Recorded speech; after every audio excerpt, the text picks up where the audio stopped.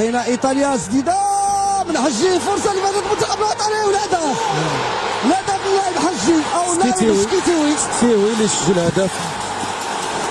فرصه كانت تسيبها من اللاعب حجي، ومن بعد تمريرات كثيره بين اللاعبين ديال المنتخب المغربي باش يحيوا هذه الفرصه اللي تحولت لهدف ديال سكيتيوي اللي يزكي كما تكلمنا على هذه الفتره هذه اللي تيعطي واحد العطاء جيد في الفريق ديالو، هو تيسجل هدف مع من بعد كما قلت تمريرات كثيره بين المنتخب المغربي اللي كانت جميله جدا.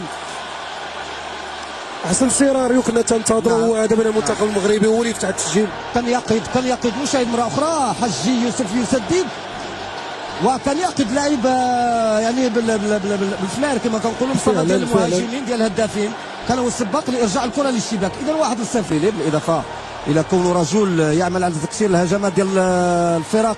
فرصه لفائده المنتخب الفرنسي والهدف.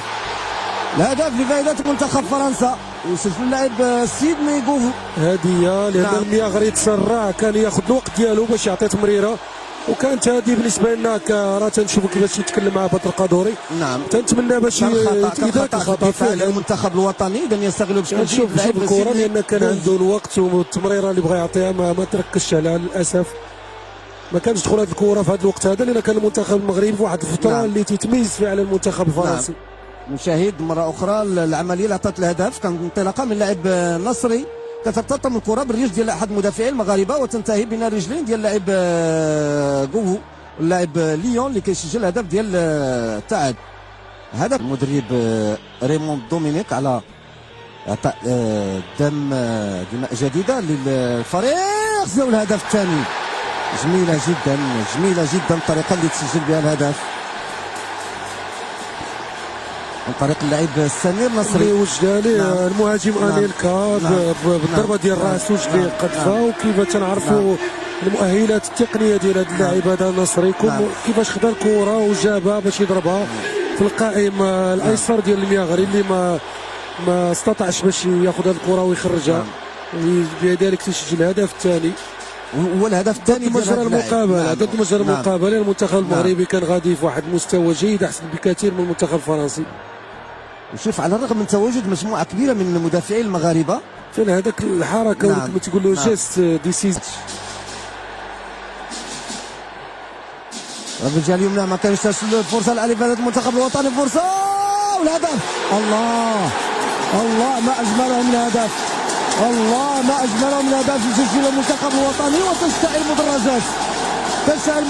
هذا ذكرني مصطفى الهدف اللي سجل البخاري الان بالهدف اللي كان سجل في تونس. كان خطفه قويه المنتخب التونسي، كان رائعه، كان سجلها بالراس امام تونس. طريقه نفس الطريقه فعلا نفس الطريقه افتتاح الرجل ديالو. نشاهد مره اخرى تمريره من الجهه اليمنى، تعادل منطقي. فريق المنتخب المغربي يلعب مقابله جيده لحد الان. شوف تمريره كانت مهيئه من اللاعب سفيان العلودي، خدا وقته وزاد وز عينيه، شاف التموضع ديال الزميل ديالو، عطاه كره في طبق من ذهب. نتمنى ان تكون بدايه لعوده موفقه، بدايه متجدده للاعب المختاري. تبقى دائما سمعه اللاعب المغربي في البطوله الفرنسيه كبيره جدا. اذا مصطفى في هذا الاثناء بالتعادل بهدفين لمثلهما تنتهي هذه المقابله. اعتقد الكل غادي يكون مرتاح.